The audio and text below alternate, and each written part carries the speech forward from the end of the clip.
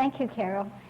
For me, this is really coming home because it's at the Jung Center where a lot of my growth actually took place. And for some of the people in the audience who have been to some of my courses, and you can actually map that out as my own growth. Because I think the first course I gave here was on nutrition, and then move on to Waidan Gong. And then the last course before I left Houston was on Buddhism, the ultimate frontier. So this is, I feel this time, after being away for 2 years, to be back to present a more formal program.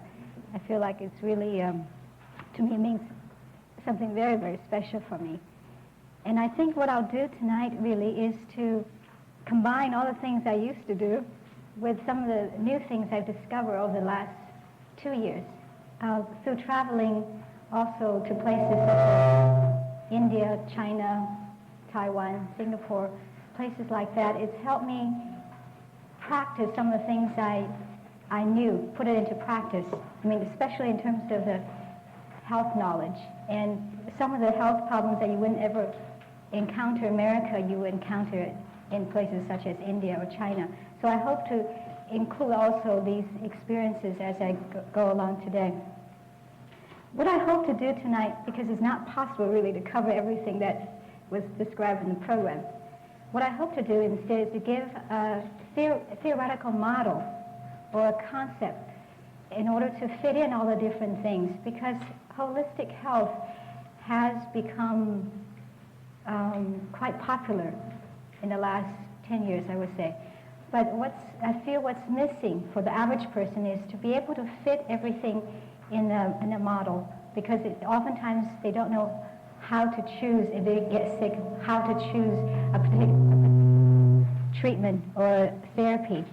And I hope it's like providing a guideline for people to decide for themselves and their value.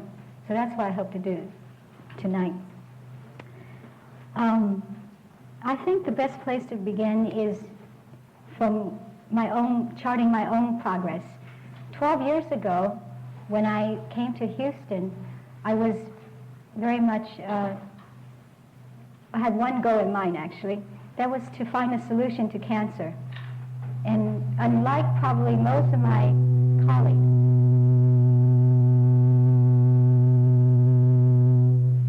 I was willing to go into whatever field it required to find a solution. Because having been brought up in the Eastern tradition, or knowing a different language and had to learn English later on, for me to learn new things, it was always, it's like, it wasn't a challenge. It's something I was always interested in. So I was willing to go into whatever field it required to find a solution. And little did I know at that beginning 12 years ago where all this search would lead me, in terms of the places it would lead me to, in terms of the fields, from modern science to ancient healing exercises. And least of all, I did not expect to find myself in India. And all my travel plans, India was never on my schedule.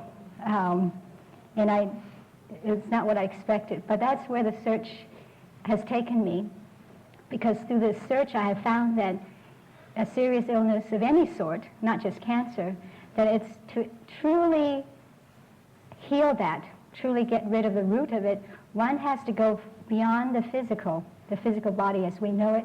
We have to go beyond even the energy body, so-called the Chi or the prana, beyond the emotional, mental, but going back to eons, to past lives, to spiritual practices.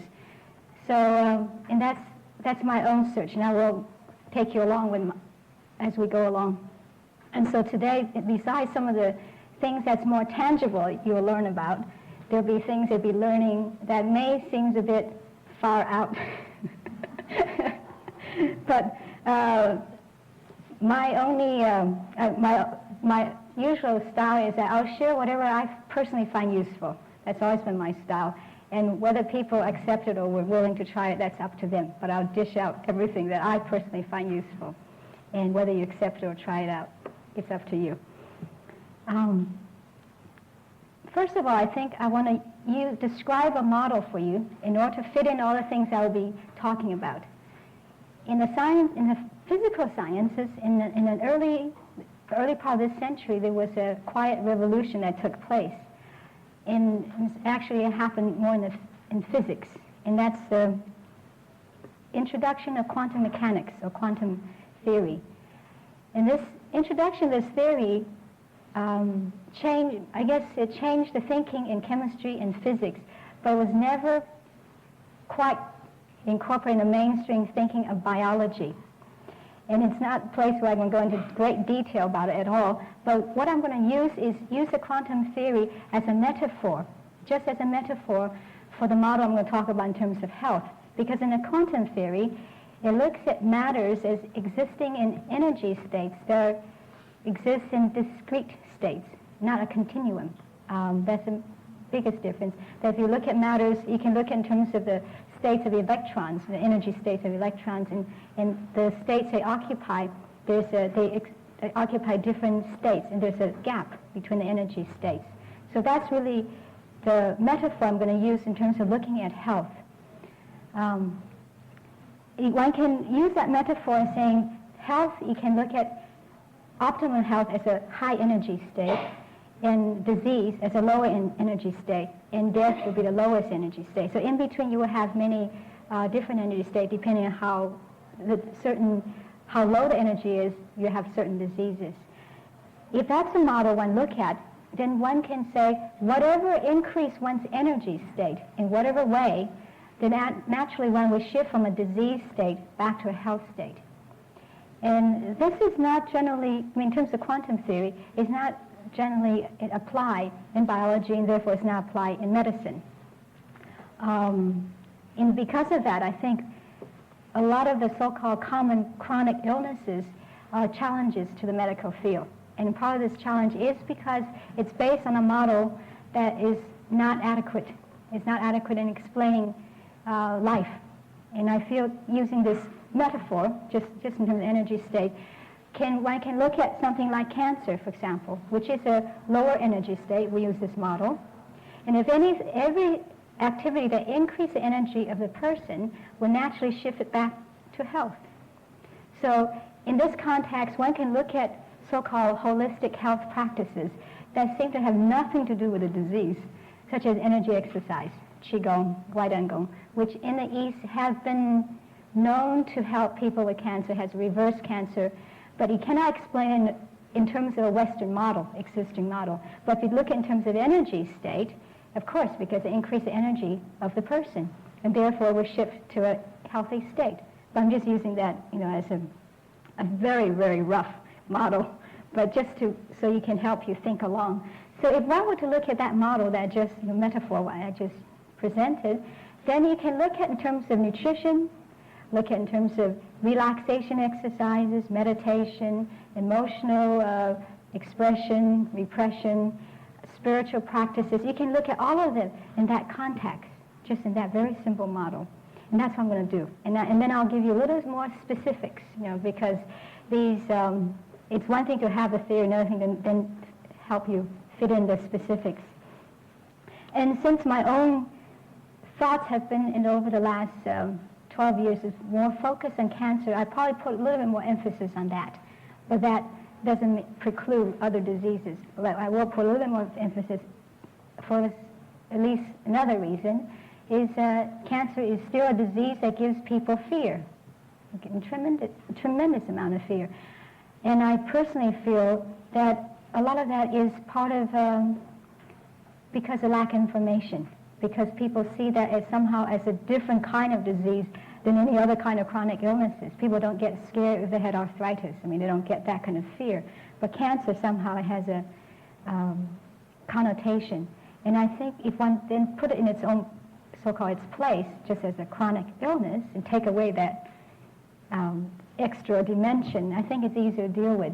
Because just before I left Houston, actually, I had a person that came to me, and by using the things I'll be telling you about, suggest in terms of changes in the diet, in terms of energy exercise, in terms of some emotional practices, just a very short 1 hour conversation, the person in less than 2 months' time had shrank a lung tumor, actually a lung cancer, wasn't a tumor, it was diagnosed as a carcinoma, and he was back working and everything. I mean, without surgery. His surgery was canceled.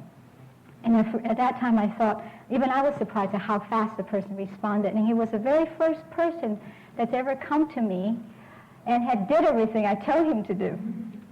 Because usually they'll try this or try that. And also he came to me before he had any major treatments. He hasn't received chemotherapy or radiation. He just had a surgery to remove another tumor. So, and then about 6 months, maybe almost a year later when I was in China, I ran into also another cancer patient, or former lung cancer patient. Again, he had followed my prescription without me ever having met him. I didn't even know I had a patient, because it was information I sent to my uncle, who was a few years back had diagnosed as lung cancer, which is some of the information I'd given him, and he followed it without me knowing it. And he had recovered, but he couldn't believe he recovered. So he came and see me and show me his x-ray. He just couldn't believe it. I told him about this other case in Houston, and he says, I guess it is true that I recovered. So I'm using these, in science don't ever rely on one or two cases, but I'm just using these to illustrate that there are definitely exceptions. I mean, there are situations or aspects about the disease that one don't quite know all the, we don't have all the facts. And before I start off with the mundane part about diet and all that, I also want to mention that these days, it seems, each time I come back to America, somehow everything catches my attention because I've been away, and it just really stand out. But I've noticed especially, I was just in New York for about a month. One of my teachers, Lama Zopa Rinpoche, was giving teaching in New York for 2 days, and since he's also known as a healer, he had people who came to see him, and since his time was limited, they only allowed people with strange diseases to see him, diseases that no doctors could treat. And I was translating for him, so I got to sit through his consultation. These consultations, this one lasts until about 4 a.m. in the morning. That's typical. He never sleeps, this Lama Zopa Rinpoche, so those who are around him usually don't get as much sleep either. But I noticed that with these cases that came to him, they're cases that modern medicine cannot explain. I mean, there are strange illnesses such as a sudden paralysis. Several of them had, just sudden paralysis, and yet they go to the best medical centers for checkup. The doctors couldn't find anything wrong. They could not find the cause. In one case, it was a case of a spirit that entered her.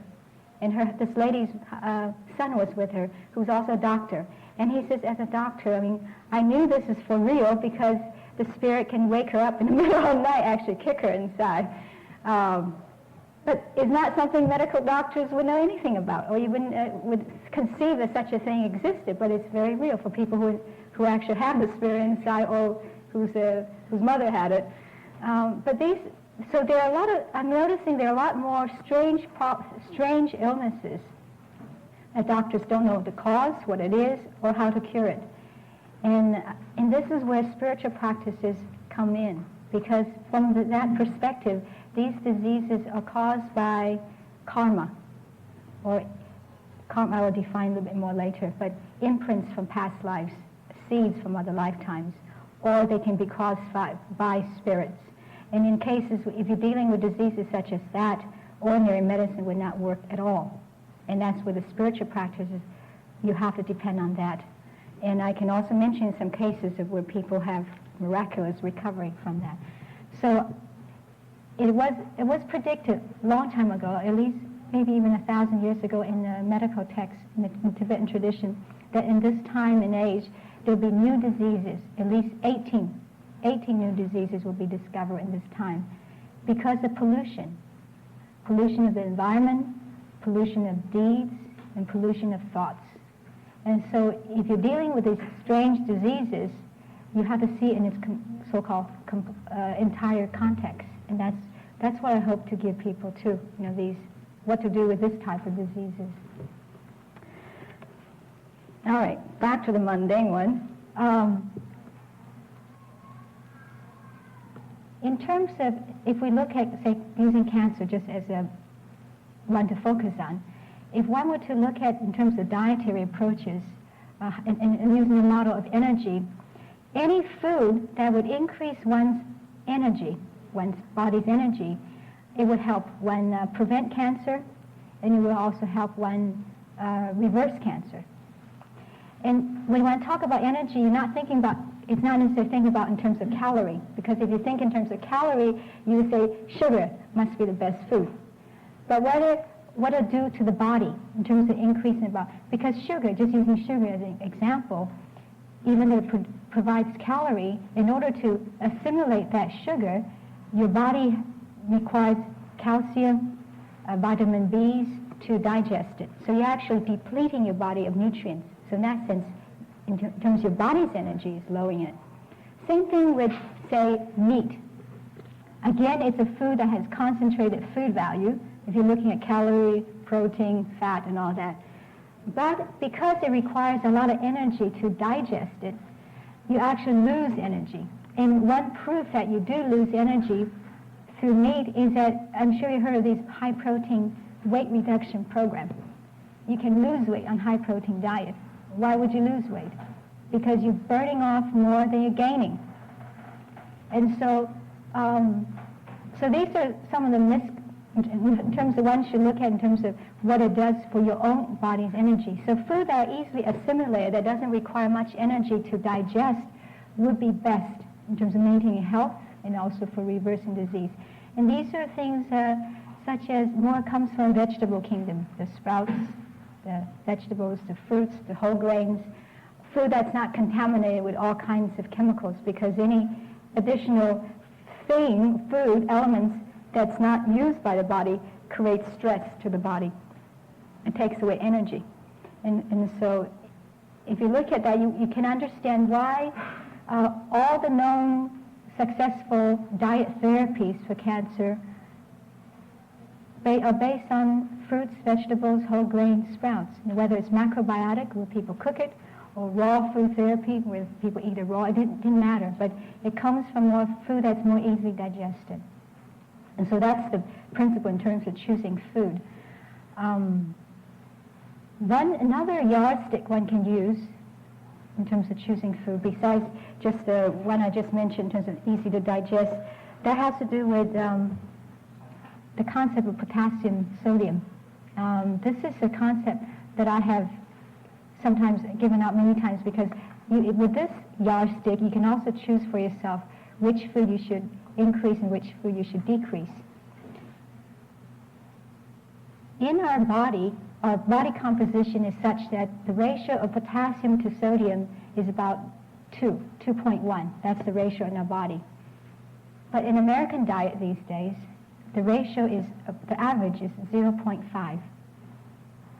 So based on what we need is 2.1, what we're taking in is 0.5. If you look at what we used to take 10,000 years ago, we're taking in 16 times more potassium than sodium. So that's how much our diet has changed in terms of just the sodium-potassium ratio. And that, of course,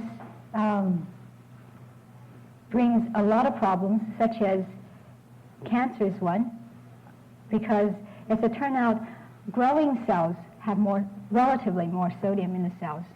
And cancer cells in general have more sodium in the cells. So sodium potassium possibly is one of the fundamental way the cells regulate growth. This is a school of thought that I'm following.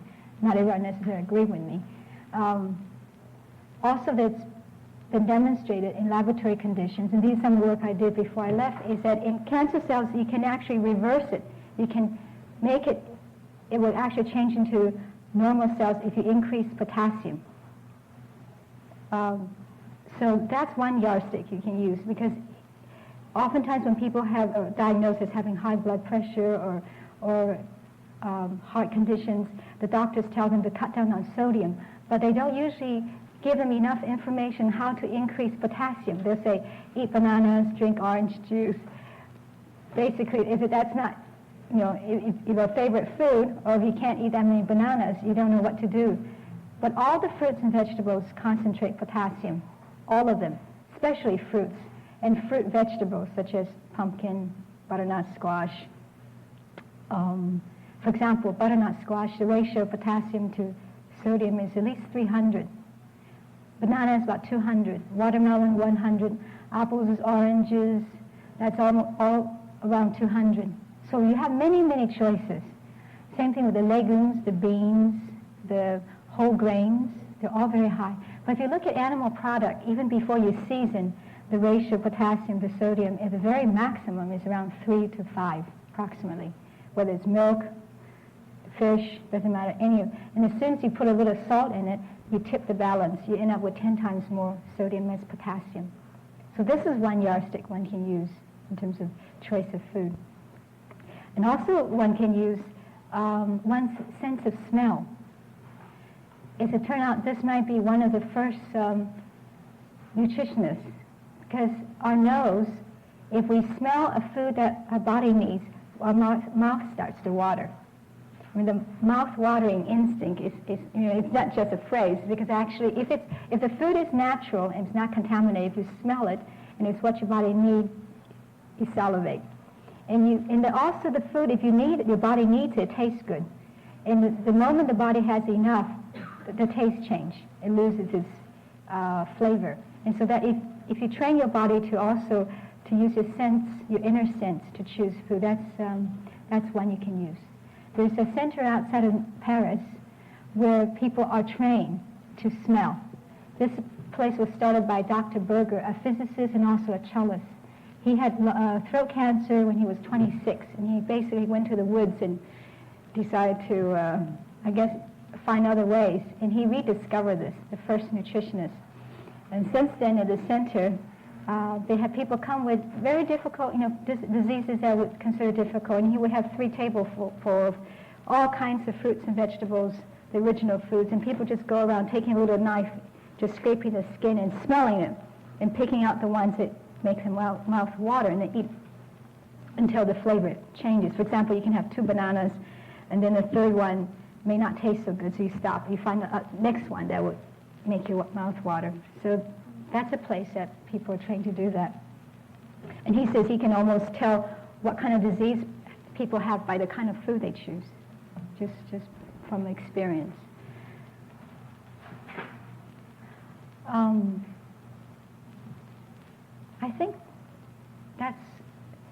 I think I'll allow time later if you have specific questions you want to ask about diet, because I'll move and then we can come back to it. So that's just briefly what I want to mention about the dietary aspect, the choices in terms of food, food that gives you energy, not food that takes away your energy. Then one can look at some of the so-called relaxation exercises, such as meditation, yoga, tai chi. Again, if you look at these, what they all do is they help you reduce the loss of energy through the mind. Because our mental activity, or actually our unnecessary mental activities, dissipate a lot of our energy, and we're not even aware of it. And this is something you can find out if you try to focus on one thing, such as one's breath. If you were taking 5 minutes to say, I'm going to just watch my breath, that's when you get an insight of what your mind is normally doing, which is racing thousands of miles a minute. And it's thinking about mostly thoughts that causes stress. You don't usually think about happy things. You usually don't worry about happy things. The things that usually you're obsessed with are things that you're concerned about, whether it's the past or the future. And that's a great loss of energy.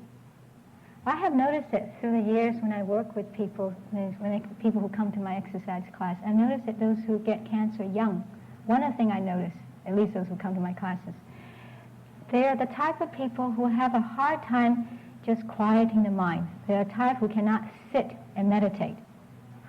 And they're the type of people who are quite concerned always about other people. I mean, I have found that it's true both in the East and West, that they have found that people who tend to get cancer are the nice people. If you're totally selfish, completely selfish, you don't have much to worry about. But if you're concerned about others, whether you have done enough or whether someone is taken care of, if you're concerned about others, you worry more, you think more.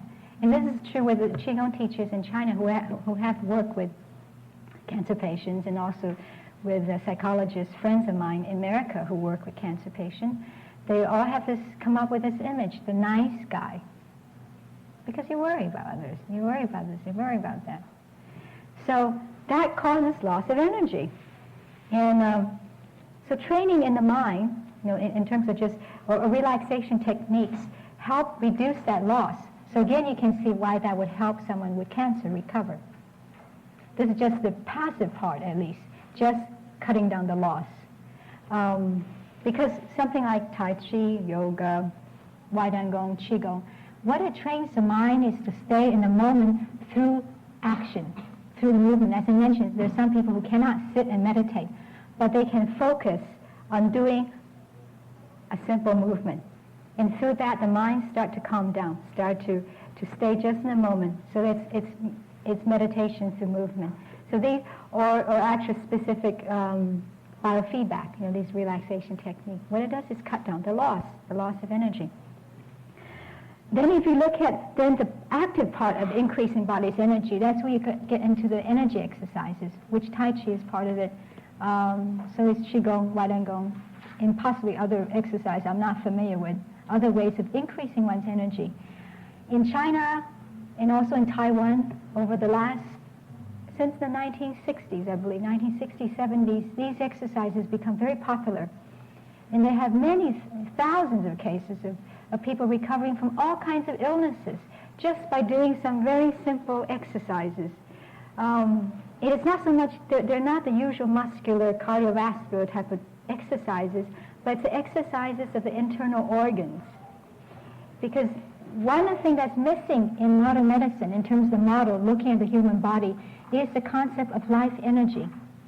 In the ancient cultures, whether it's China, Egypt, they all have this concept, or in Indian culture, the concept of life energy. It's called different names. It's called prana in Indian language, chi in Chinese, ki in Japanese, lung in Tibetan. They all have this concept of this energy flow. And in modern days, you can express it in terms of electromagnetic fields. At least that's one aspect of it. That's not the whole picture, but it's one aspect of it. It's electromagnetic field in the body. And in modern medicine, somehow that part is not considered much.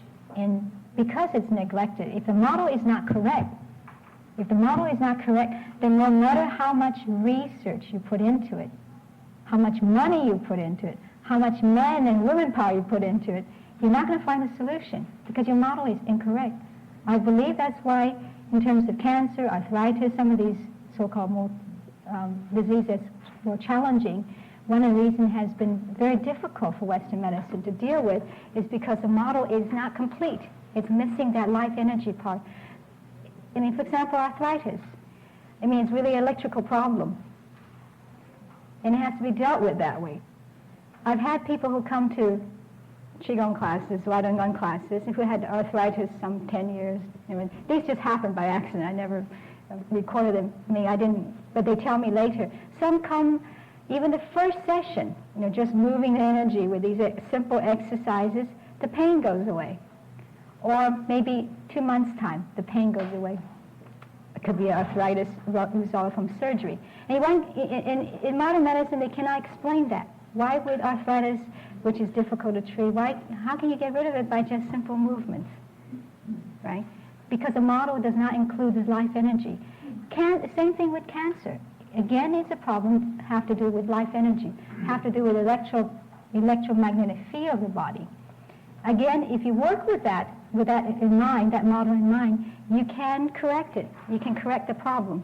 And that's where in China and Taiwan you have people who, using these exercises, recover from cancer. And in 1981, when I was in China, I discovered that by accident. I wasn't looking for it. I mean, nothing I ever looked for, but I do have the goal in mind, the final goal. I always have my eyes and ears out. For anything to do with cancer, I have my ears out because it was an interest of mine, and I did it because I was interested. It was entirely by accident. I discovered that people through these Qigong exercises, many of them cancer patients, recover. And so when I came back to Houston, I was very excited. I thought, I'm sure MD Anderson will be interested in looking into this and just has something additional for the patients to do. I mean, not necessarily changing anything, but something additional. But that never got very far. and there's a kind of a comparison to that. And when I was in India in 1987, when I first arrived in India, the very first teaching in Manali, that's a hill station in the northern part of in the Himalayas. I had my first audience with His Holiness, and I talked to him about these exercises that I was very interested in, and asked him what he thought about them, whether I would interfere with the practices I'll be doing in the Tibetan Buddhist tradition, whether they would fit in. And he says, whatever that would strengthen the body would strengthen the mind, because you can't separate the two. If you have a healthy body, the mind will be very strong and stable. And he says, as a matter of fact, I'm very interested in learning these exercises. And I did teach him a few months later in Dharamsala.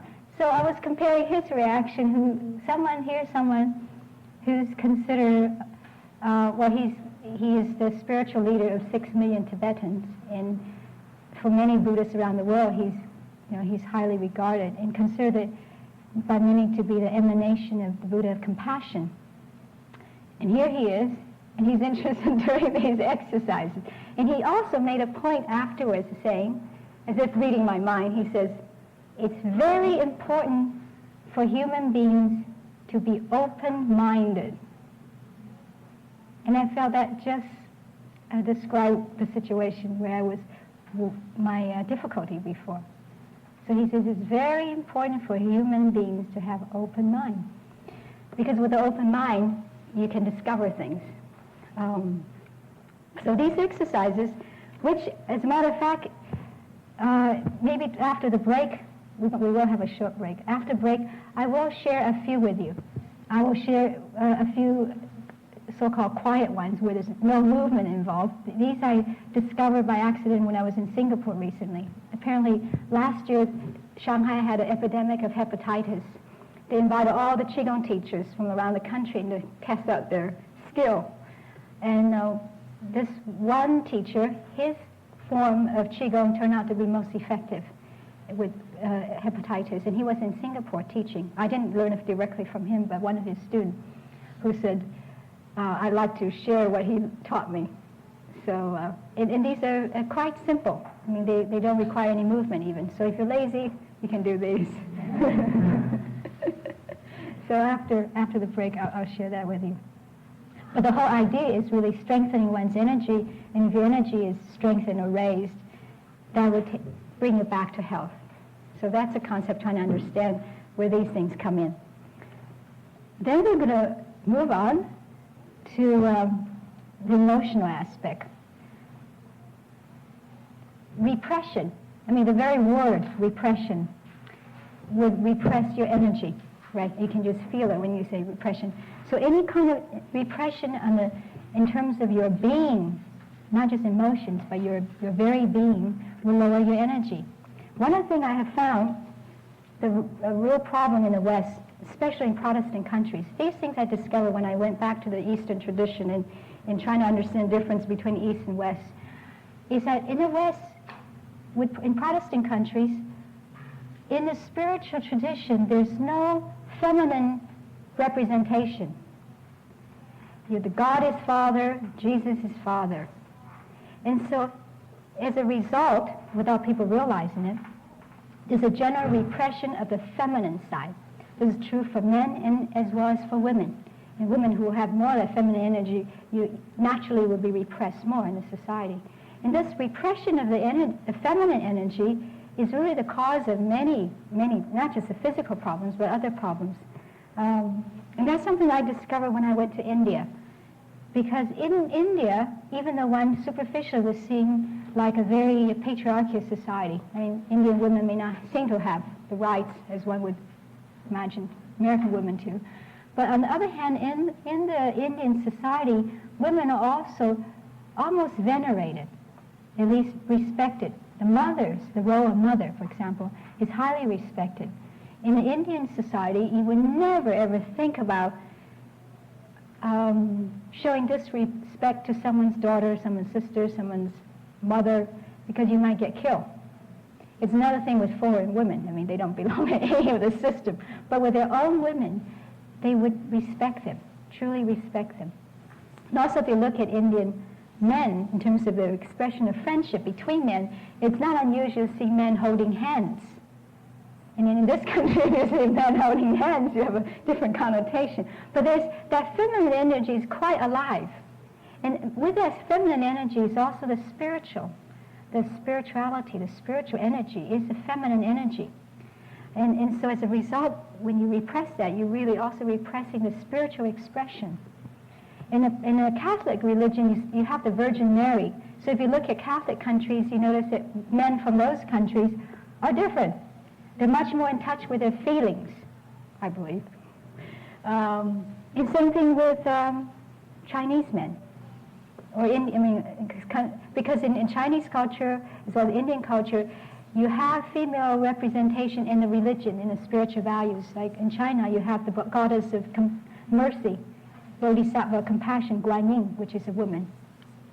With Indian culture, you have a lot of the goddesses. In the Tibetan tradition, again, you have many female deities, the female Buddhas, Bodhisattvas, Dakinis, Dharma protectors. A lot of these are female figures. So for example, when I meet Tibetan monks, I find that they have a very balanced male-female energy.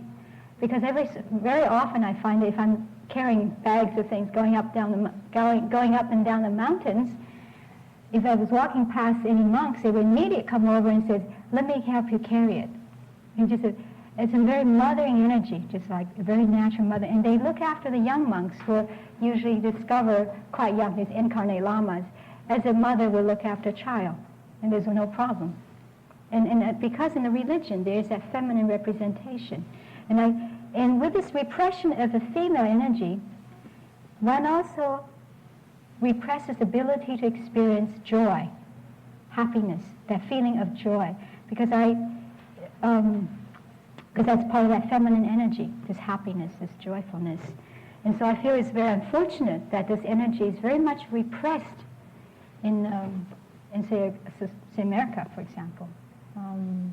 And that closing down, the shutting down of that heart energy, that feminine energy, lowers one's energy level. And so it encourages onset of disease.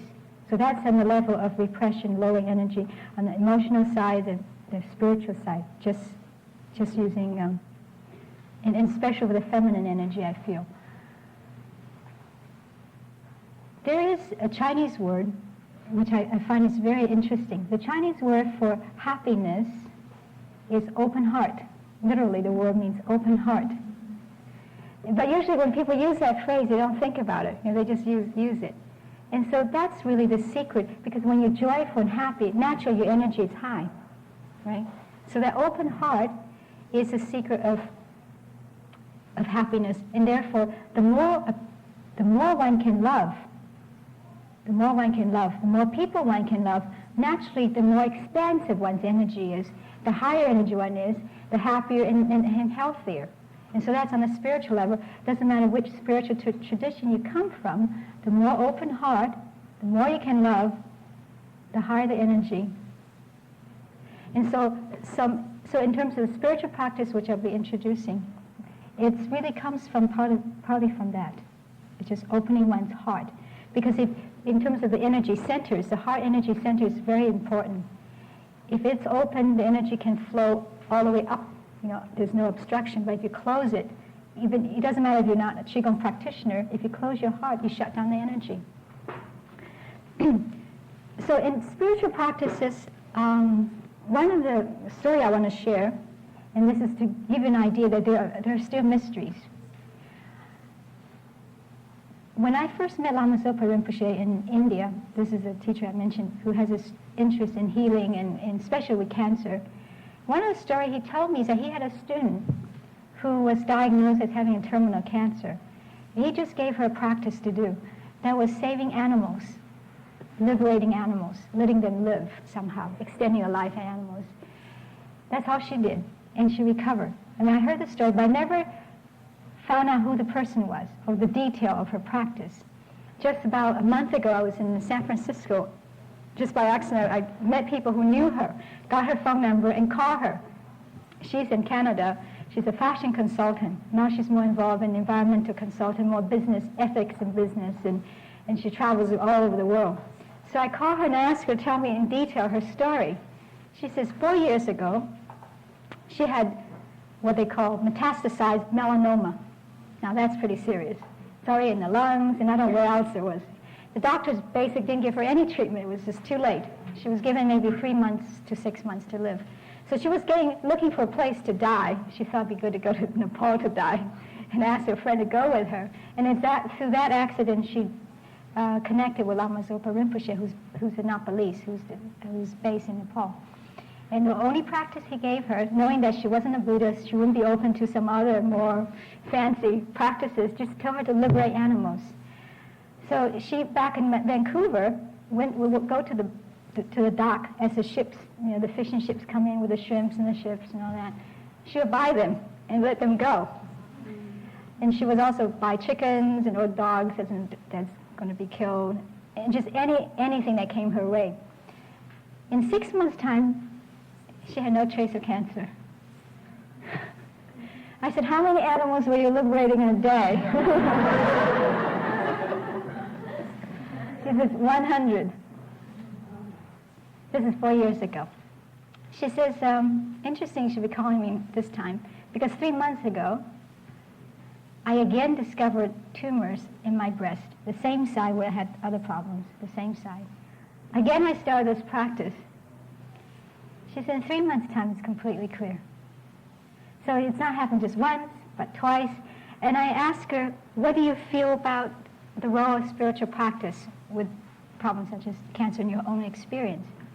She says, I feel without the spiritual dimension, you cannot really cure cancer. She says, for myself, I feel whenever my life goes off course, when I'm too busy, getting involved in whatever I do, too busy, the problem comes back. If I slow down, take more walk, just meditating walk, just walking and reflecting, time to herself, thinking about what she should do in life, the purpose of her life, and also letting go a lot of negativities. And she says sometimes she's surprised to find so much negativity in her own mind, such as turned out she had some very negative childhood experiences that she had locked up and she had forgotten about, but she had stored that up. So she says when she did that, the disease goes away. And of course, part of liberating animals, this part, comes to the delicate thing about karma. Karma is a Sanskrit word, means action. That's all the word means, action. And it's a simple way, it's just simply a way of looking at the universe. For every action, there's a reaction. For every seed that's planted, there's a fruit from that seed. Depending on what seed you're planting, you'll get a certain kind of fruit. And so in terms of our life experiences, whatever seed that's been there, not just this lifetime, but other lifetime, you will experience the fruit. And it is said that you will never have the fruit from the seed that you never plant. And whatever seed that you had planted is now never lost. It may remain dormant, but unless you do something to get rid of it, it will eventually bear fruit. So in terms of extending one's life, in terms of health, the karma of saving others' lives, of protecting lives, of extending others' lives, that karma comes back directly to extend your life. That's simple law of karma. And so in her case, just liberating animals, it comes back and extending her life, getting rid of her disease. This practice is quite common in Buddhist countries, not just Tibetan tradition, but in China, in Taiwan. It's quite a common practice, people do that.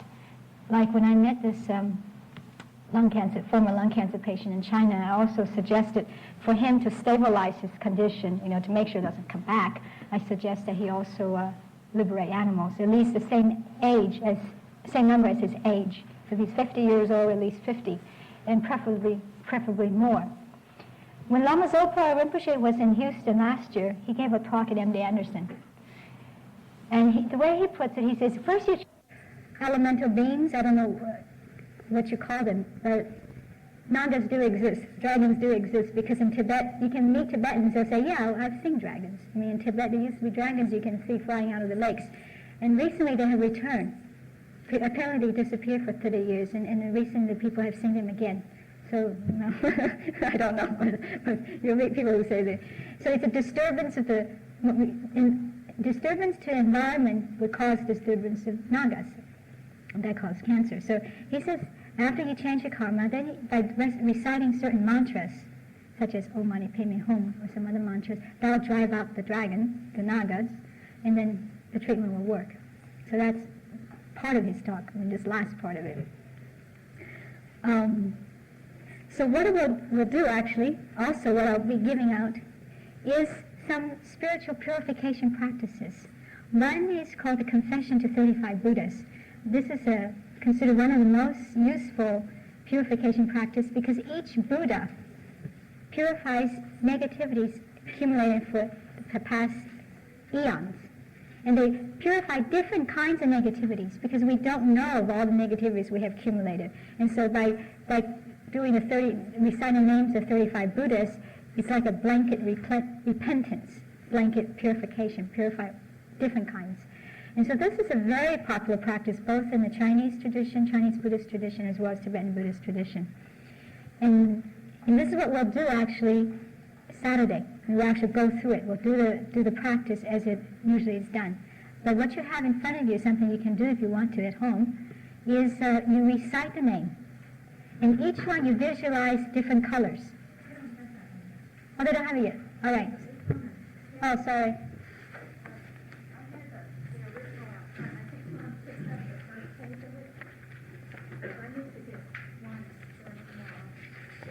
All right. Maybe. What do they have the other one in here? I have some more out front. They can pick up those who haven't. Those who haven't gotten the other handout that I handed out before, they're on the front desk. So when you leave, you can pick them up when you run out. Disease is only one form of suffering that we are familiar with. It's really just what they call the suffering of suffering. That kind of suffering we can all identify. But actually, in terms of being born, there's more than this kind of suffering. There's a suffering of change. That means what we consider to be pleasure, if you keep up doing it, it becomes pain. I mean, if something tastes good, if you keep on eating, it loses its taste. And any activity, anything that we consider pleasurable, if we keep on doing it, it starts to bring us pain. And this is a suffering of change. That's what the meaning of it. And also, in existence, there's a change, there's suffering of the so-called pervasiveness. And that's a suffering of being under the control of karma. In other words, once you create the causes of conditions, you will have to experience the consequences. And you're under that influence all the time. And so, in Buddha's practice, it's really more than just the suffering of disease. In this practice, Confession of 35 Buddhas, is really purifying not just the suffering of disease, but suffering of all that, the form we're talking about, and the suffering of also other life's problems. And one way one can tell that it's working, because any practice one does, one has to know that one has to experience it, it's actually benefit. And things I share with people is because I personally have experienced the benefit. One way you can tell that it's actually working in terms of purifying your negative karma is that your dream state changes. You start to dream about maybe spitting out dark stuff, black things. You can dream about flying. You can dream about bursting in flames. You can dream about going to, say, holy places to take teachings. Your dream states start to change. That's one sign. And also, you notice that your ability to understand increases, your wisdom increases. Because a lot of times we don't understand things is because of these negativities that are clouding up our mind. The mind, in its pure state, knows everything. I'm just quoting because I don't know for sure. But in terms of people who have past teachers, such as Shakyamuni Buddha, the mind in its pure state knows everything. And so as process of purifying your negativity, what happens is that your mind becomes clearer, sharper, your ability to understand difficult concepts increases. And so these are the signs you will get that you're being successful. So in the Buddhist tradition, it's oftentimes recommended that one does this once a day, at least once a day. So at least you purify what you've done, the negative things. You might have negative thoughts for the day, and start to purify your store of negativities. A lot of times we don't realize it, but all these little negative thoughts really add up. They add up and then becomes really heavy by the time we're about to finish with this lifetime, and that weighs us down until our next lifetime. So that's a purification practice that is very useful. And as I mentioned, there are 35 Buddhas, and the colors are divided into 5 different colors. The different system of practicing. This is a system that Lama Zopa Rinpoche, he had a dream where the Buddhas appeared to him in these colors. So he's taught his students in this way. And it's an easy way because they're grouped as a group. Oftentimes some teaching, each one are different colors, and it's very hard to remember. So the first 7, you see them as blue.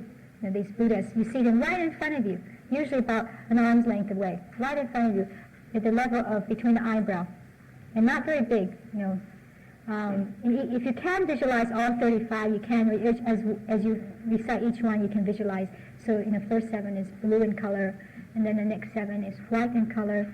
And as you do the practice, you visualize them sending white light, purifying your negativities. You visualize it.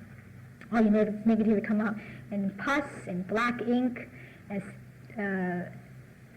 poisonous animals like snakes. These purify different negativities. You can visualize that.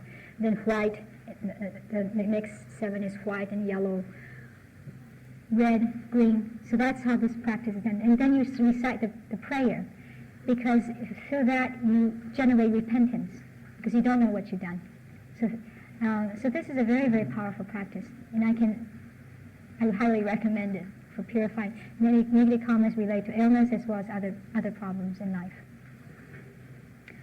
The other one I think you have in front of you is the 8 Mahayana precepts.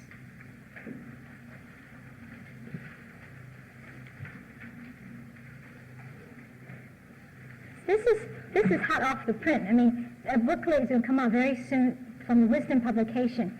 I only took out a part of it because it's too long to read Xerox all of it. So this is just some of the essential points in terms of benefits of 8 Mahayana precepts. The 8 Mahayana precepts is, it comes from this tradition, how should I put it? And the origin comes from a Tantra tradition, a Tantra text. And it's given to help people purify negative karmas and also accumulate merit, positive energy.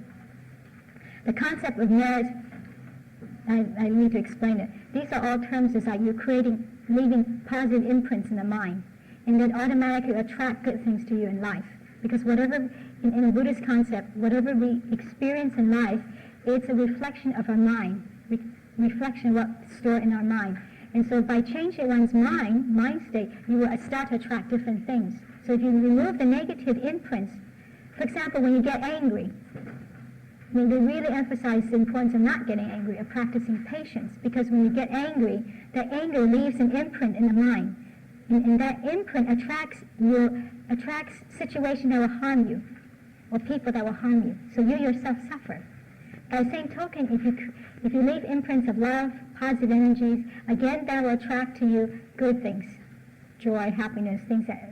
And so the 8 Mahayana precepts is like a guideline for people to minimize negative deeds. And so you're not creating seeds that will bring you suffering in the future. And there's a way to guarantee that whatever you're doing, it will bring you happiness. And the advantage of this is these are done only 24 hours at a time.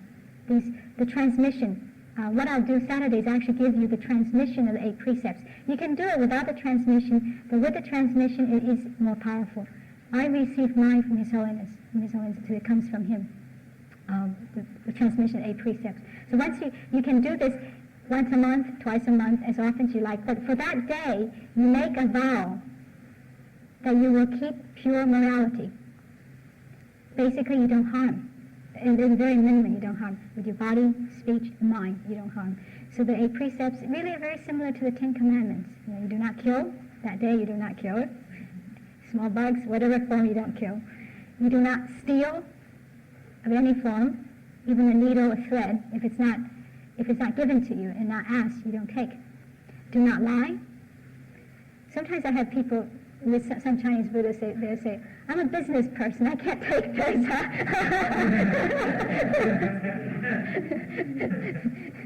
So then you have no sex that day for 24 hours, no alcohol, or any kind of intoxicant, whatever that makes the mind cloudy. That's considered branch vows. It's not a root vows, because under that influence of alcohol, you could break these other. You might lie without you realizing it. Then there are 3 additional: not wearing perfumes, makeup, ornament, that sort of thing. It's not to, basically, there are many levels, but not to, for one, distract yourself, and also not to increase one's vanity, right? Then there's also not sleeping or sitting in high, luxurious beds and seats. That's not to increase one's arrogance, pride. And also there's not eating, including in the wearing ornaments, no singing and dancing. Again, that's to, whatever that out of delusion, to increase one's delusion, you avoid. Then there's not eating at the wrong time. That perhaps for some people that's most difficult to keep, meaning you don't eat after 12 o'clock. That day you eat one meal before 12 o'clock. And then it has to be of white foods. In other words, you have to avoid animal product like meat, fish, all that, and eggs, avoid that. No garlic, onion. Because these are ways to break bad habits, such as nibbling, cravings for food. And as you can read it through later, maybe during break, you can read through it very briefly, some of the benefits. These were translated from Tibetan to English by Lama Zopa Rinpoche. Some of these have never been translated before. And because he feels in this time and age, it's considered what they call the degenerate time. In this degenerate time, if one could keep pure morality even for this period, it has more potential, positive potential, than if one was practicing it in better times. So if you can keep it even for one day and one night, the positive energy that's generated is enormous, incredible, beyond one's belief. And these are all taken from sutras, or tantras, from teachings of Buddha. So if do not lie is one of the precepts, of course Buddha would not lie.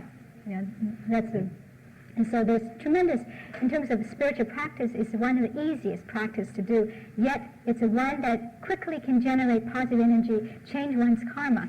And so people with illness, it's highly recommended that they do this often, because whatever positive things you do when you're undertaking a precept, it's multiplied many, many, many folds.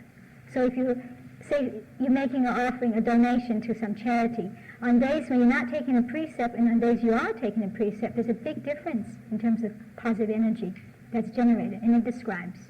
For example, they say if a person who's taking a precept, they can offer a drop of butter, like the size on a needle, that has more positive energy than someone without the precept offer a whole planet or whole earth of butter. So that I can tell you, so especially for people who are trying to overcome illness, if they take the precept often and then during that time really do some very positive actions, it's a good way to change the energy, change your karma. So that's why I wanted to introduce this time when I'm down here, to introduce this practice, because it's relatively easy to do. And so that's what the transmission I'll give Saturday. And we'll actually try to keep it for 24 hours. If you cannot keep it for 24 hours, there are even special allowances. And this is unheard of before. So much so that when Lama Zopa Rinpoche was translating it, he couldn't be sure himself if indeed this was written. As such, he had me go over to His Holiness and ask if this was true. That there are special allowances. And he says, yes. He says, some people don't have the courage to keep pure morality for 24 hours. But even if they keep it for 2 hours, they get the benefit of whatever 2 hours brings.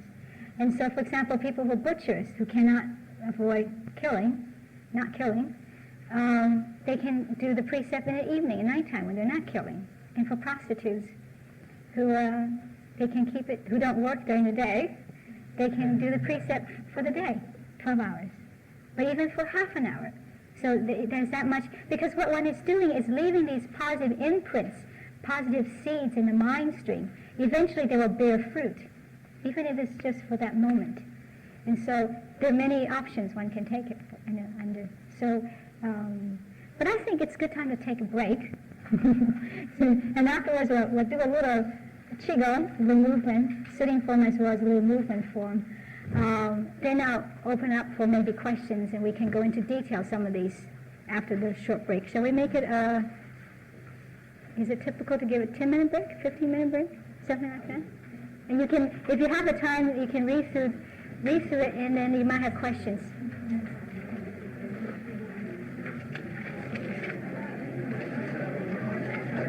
These come from the secret teachings.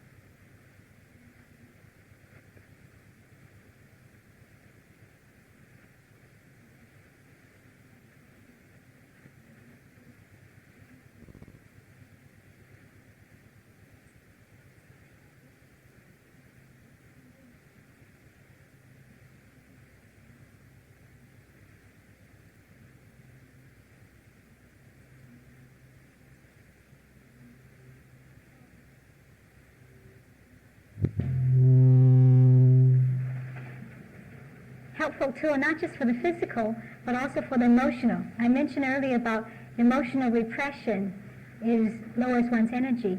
And somehow through physical exercises, through energy exercises, it helps release emotions, repress emotions, and help one express. This was just discovered by accident. When I went to Taiwan in 1986 with a group of people from Houston to learn a right angle exercise, I only heard about the physical aspect of the exercise in terms of people getting well if they had stroke. It was particularly found to be beneficial for stroke victims, for arthritis, for chronic illnesses, for liver conditions, for anything, and for reversing aging. We met people who were in their 80s, teachers who were in their 80s who looked much, much younger. And they would tell you that oftentimes these so-called assistant teachers were retired executives. And they would tell you that they used to have this wrong with them, that wrong with them. And after they discover these energy exercises, they're much healthier and they look younger. And so as a form of expression of their gratitude, they were sharing their knowledge with people. So we met many of these 70-year-olds, 80-year-olds. But no one ever mentioned much about the emotional, what it would do to people's emotion. And I discovered that more by having classes in Houston, what people were experiencing. And for example, right in this room, we had right angle classes. And what people were finding is that they released, store up emotions, such as anger. I had people after a session, they felt very embarrassed about it because they were enraged. It's like they had repressed all this anger. And as I mentioned, one of the another trait of people who get cancer is those who swallow their feelings. And this could be anger. I mean, it could be swallowed up so much that they don't even know they have it. And so somehow through working with the energy, because the energy channels is a link to the emotions, the feelings, that they release these. Or they might start to cry. That's happened too. Not in this room, but in other classes in Washington. I had people start crying because they would repress sadness. And so working with energy is a very good way of opening up emotion and releasing negative energy, that emotion, feelings. Because through these energy exercises, it was also said that the highest level of attainment was knowing the secret of the universe, which is, I guess, must be pretty close to enlightenment. But removing the veil, removing the negativity, removing the dust of the mind. And so it's interesting that a system that comes from a different tradition, come from a Taoist tradition, has very similar result. But again, it's working on increasing the energy of the body. At the same time, it automatically expands the mind. So that's why I feel to know something about these exercises is very useful. People ask, well, where can we continue with these sort of things? I don't live in Houston anymore, but there are many people in Houston who can teach different forms of energy exercises. Just in this room, there are teachers. I don't know if it's finger pointing. I think in Houston, I think there used to be White and Gong classes even after I left, and I don't know, I think this semester there's not. But maybe in the future there'll be White and Gong classes. But there are teachers who teach yoga, teachers who teach Tai Chi, Qigong. I don't know what's the best way to do this, whether to have everyone raise their hand and stand up, or that somehow you find out on your own. But there are teachers in Houston you can learn. They continue with this. But what I will do is give you a few movements and also non-movements that if you continue with them, you'll get the benefit. It's not like more is better. You know, this grasping mind always thinks that if I learn 10 different things, it's better than one thing.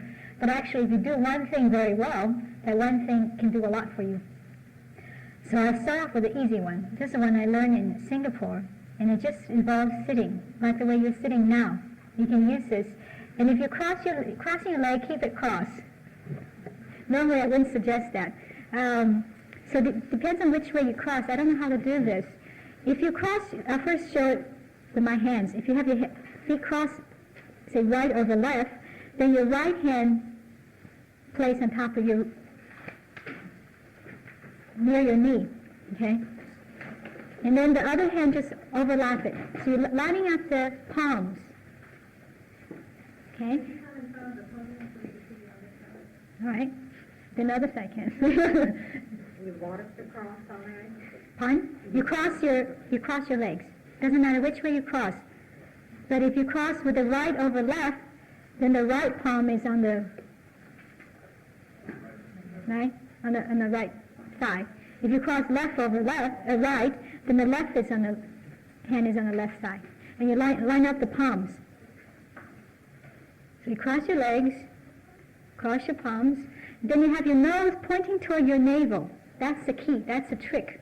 That's a $2,000 trick, because that's the cost of the course in Singapore. Only a few businessmen took it.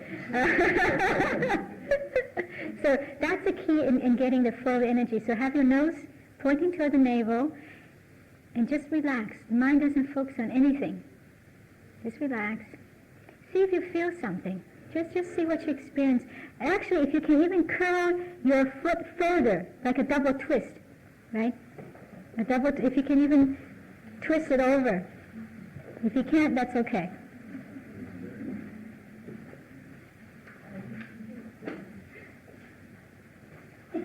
And keep your eyes closed. Just relax, breathe easily, keep your spine straight.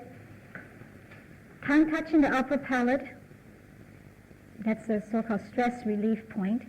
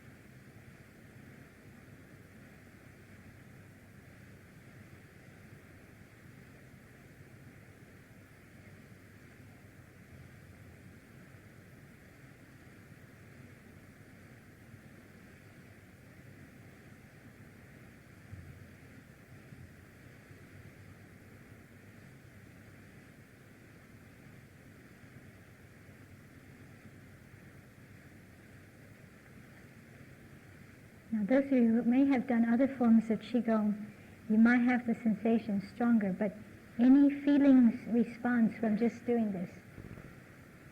Anybody want to, if you have something unusual, feelings by doing this? You can tilt your head and adjust it and where you get the most sensation. What usually people find that they find it very relaxing. Because automatically they take them to a very relaxed state. but they start to charge up the body. Somehow has to do with the body circuitry. It's like closing out the circuitry, and instead of letting energy leak out, it's just circulating. And so this is one position. Anybody want to share their experience? Is there any? No experience? Makes you salivate, yeah? That's one of the signs of energy. A lot of warmth behind my head. Yes. Warmth? Yes? Some energy moving in my belly and my solar plexus.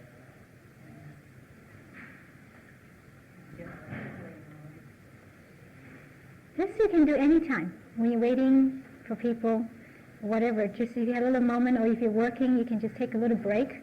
So it's easy to do, but you can recharge. So that's one position. Now to make it, yes?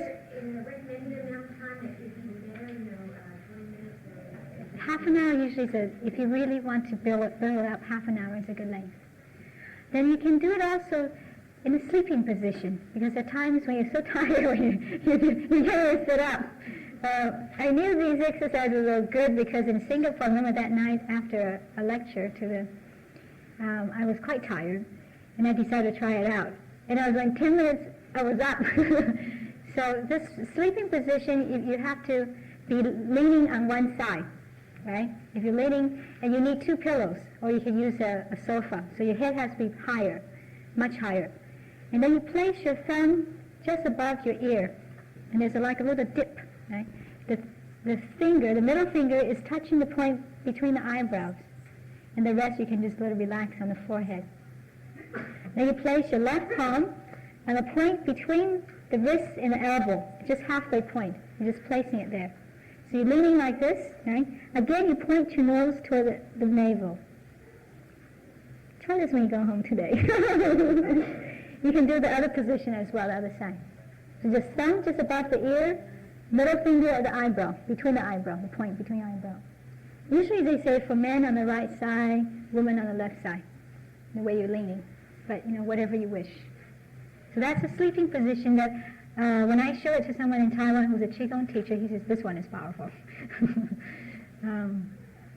Okay, these are the lazy persons, Qigong. Now we get a little movement.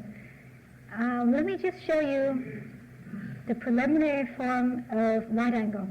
If you're really interested, like I said, there are teachers in Houston. You can get more classes on this, more teaching on it. When I was in India, I had an opportunity to teach right angle, not because I sought it out, because I had thought that when I left Houston, was leaving my whole past behind, right? And including all my medical training and everything. I was going to a whole new world. And I didn't realize that I keep on being called to bring in my past.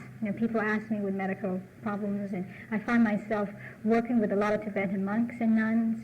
I don't know what karma it is that I have, but because of that, I managed to meet a lot of what they call very special teachers that usually people don't meet. When I was in southern part of India, I met this Lama who had stroke 4 years ago, and most Tibetans haven't even seen him because he's been in seclusion, and he's a very highly respected teacher. And I work with him every other day. We do the exercise together, the energy exercise. Or in Dharamsala, I get to go up the mountain to see a yogi in retreat who's been up there in the mountain for 17 years, again for medical reasons. So it's an interesting way of connecting with people.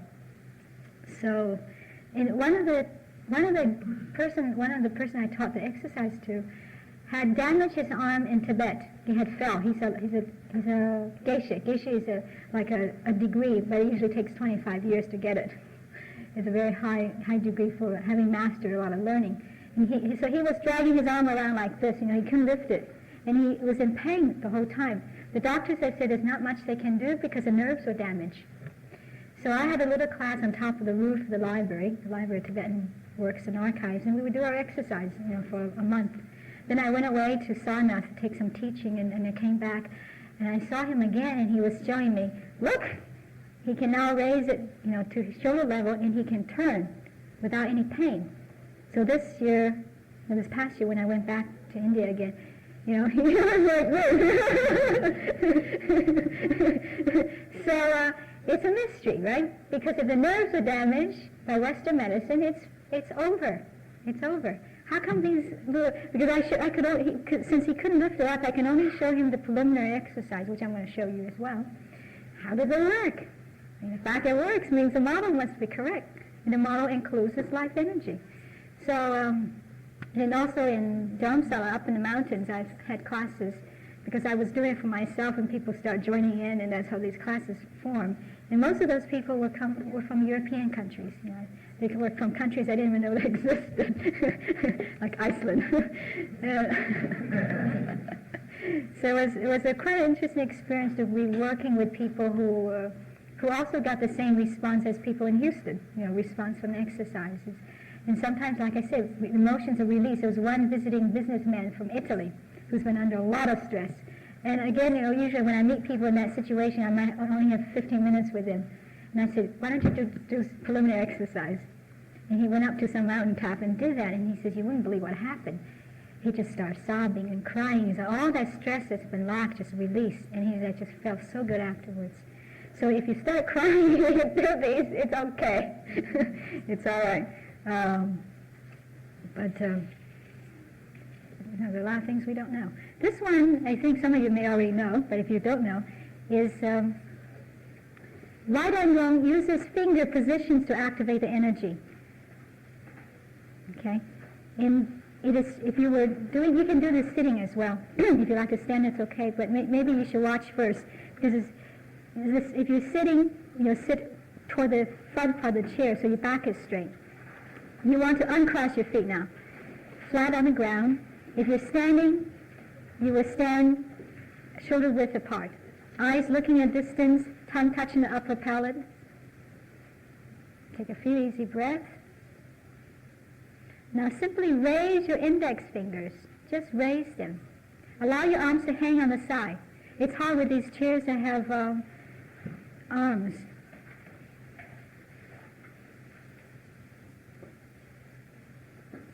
And then just relax the shoulder, the neck, the chest, the waist, the hips, the knees.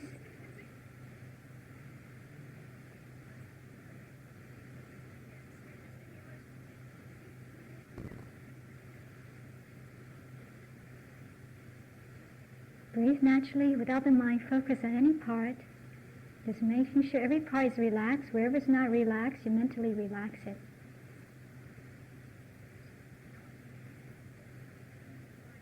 If you feel any sensation in the palms, whether it's warmth, tingling, these are all signs of energy coming.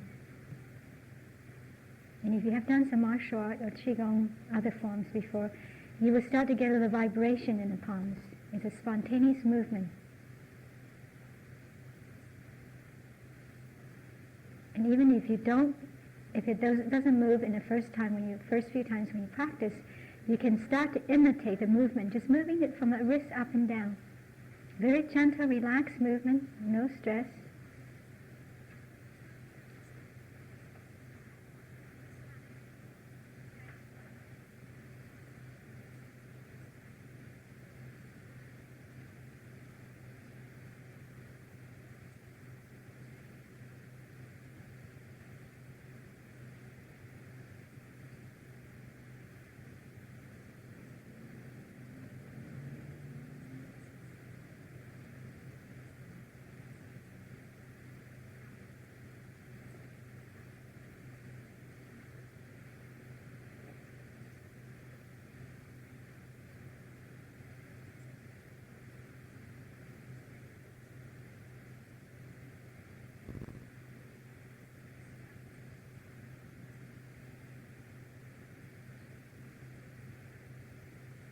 And eyes just gazing at infinity. The way your eyes look affects the blood pressure.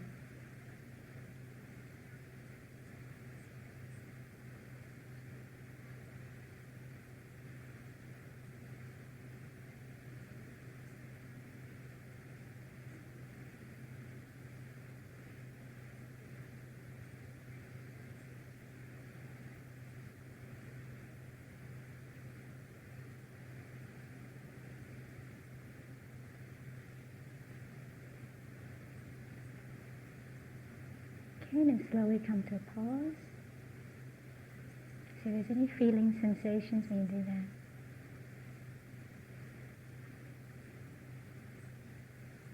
that. This is a preliminary form of the wide angle.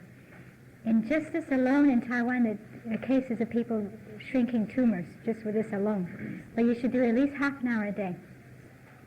And it's important that right after you finish that you don't wash your hands, because you notice your palms are getting warm, right? And you have all these really electrical flow. And if you wash your hand, wet it, you kind of disrupt the flow. So it's better not to wash your hands for at least half an hour, or drink cold water, because that again shocks the system. It's all right to drink warm water, hot water. So this is just a preliminary form, but even though it's called preliminary, it has helped stroke victims regain the use of the limbs. So people who are sitting in wheelchairs, if half the body is paralyzed, someone else can pull on it, work on it. It will still get the benefit. And so it's something, you can start benefiting from it. There was a funny story, because one time when we were up in the mountain, at one class, this woman from Iceland said, I was thinking the other day when I was coming up the mountain, I was really quite tired. I remember you said this charges you up, right? So I thought, why not go up the mountain doing this? So she said, I couldn't believe what happened, because all of a sudden, she had all this extra energy, just went up the mountain, and she had energy to carry the water, So it works. So you can do it as you're walking. Maybe not in Houston, but you can go around walking. What it does is anytime you need a little energy break, there's something you can do. So again, if you raise your energy, you go toward the direction of optimum health. So that's a little thing I want to share with you. You can try it. Go home and try it. Because there are 12 movements to right angle. And but if you start with this, start getting some interest and faith in it, you can start looking for teachers, that you can learn the rest of it. I also at this time want to mention a few little health tips, concrete things that may be benefit to you. One of the things I learned by going to India is just how bad aluminum is. I mean, I've read of it before, knew about it, but it doesn't make such a deep impression unless you yourself get poisoned. And this last time I was in India, I stayed at a retreat center where I didn't cook for myself. So I was eating out of they were cooking, for many people, so in these large aluminum pots. In India, the Brahmins would know that you don't use aluminum, they use stainless steel or other forms of pots. But if you went to the local chai shop, whatever you find in the streets, everything is in aluminum. And the Tibetans who had come from Tibet, who never had aluminum, they all use aluminum. The monasteries use it everywhere, all the shops. But I never had the experience of eating it straight for 3 weeks. Food out of cook in an aluminum pot. And I experienced, and it was a blessing of my guru, I think I experienced the entire spectrum of symptoms associated with aluminum poisoning. And I had not realized that in other countries that people may still have this problem, but I went to Taiwan, I realized there's still aluminum pot. America, there's still aluminum pot. Not just aluminum pot, but there are soda cans that's made of aluminum. And you're storing acid. These sodas are usually very acidic. So without people knowing it, they're taking in a lot of aluminum. Of course, people know that Alzheimer's disease is caused by aluminum. That's the end product, Alzheimer's disease. But in between, there are a lot more acute symptoms. And you might be suffering from them without realizing aluminum is the cause. So I want to mention it. So you can go home and check all your containers and all your cooking pots and your cooking sheets. The early symptom is indigestion, gas, just a feeling of a little discomfort, as if food isn't digesting properly. That's the minor symptom. You can also get constipation. It's funny that you get diarrhea and constipation at the same time. You can also, what the aluminum does is that it would lower, it basically affects all your organs, and it will whichever organ is the weakest, it shows up first. So if your pancreas is weaker, what will show up is diabetes first. If your kidneys are weak, you have problem with the kidneys first. Pain in the kidneys, pain in the heart. High blood pressure, it can cause that. And also affects the nerves, what they call dementia. And just emotional problems, because I had moments of despondency. And I knew that was very out of my usual being. So I kind of recorded all the feelings I went through for 3 weeks. After 3 weeks, I stopped eating.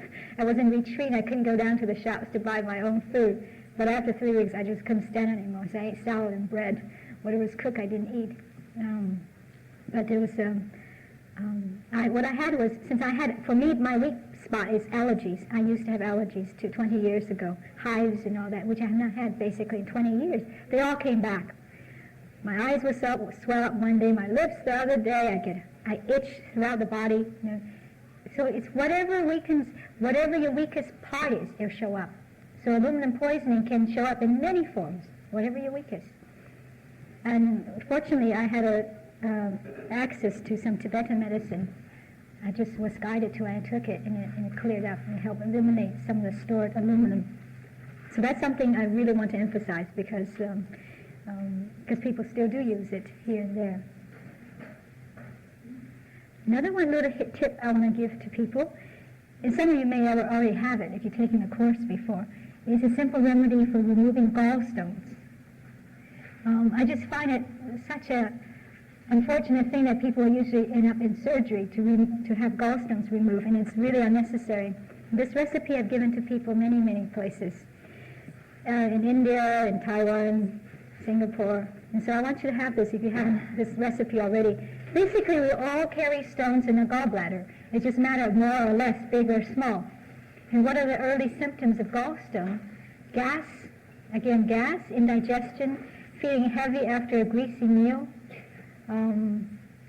These are the early symptoms. Also cholesterol problem. Cholesterol problem could be due to gallstone. So it's no harm in trying this because this one is, once you get the recipe, you know, there's not much problem with side effects from it. You take 4 glasses of apple juice every day for 5 days. It could be any kind, can, bottle, and you can drink it any time during the day. Just 4 glasses for every day for 5 days. On the 6th day, no dinner. Doesn't mean you can eat at 4 o'clock. I've had people do that. They can't eat it at 4. At 6 p.m., take a teaspoon of Epsom salt and a glass of water. If you're very big build, take more. Take 2 teaspoons. It's proportion to your body weight, but usually a teaspoon to 2. At 8 p.m., repeat the same. At 10 p.m., mix half a glass of fresh lemon or lime juice and half a glass of olive oil. Mix it very well and drink that. If you have gallstone, you would feel sick at this point because of the oil. And so the more sick you feel, the more you need it. The stones will come out on the 7th day in the stool, and it's green in color. You can look for the jewels in your toilet. You can count them and see how many you have. Okay, so I'll repeat it again. A quart of apple juice every day for 5 days. No dinner on the 6th day. And at 6 o'clock, a teaspoon of Epsom salt and a glass of water. 8 p.m., repeat the same. What it does is relaxes the muscles. It opens up the bile duct so the stones can come out. The apple juice helps in the stones.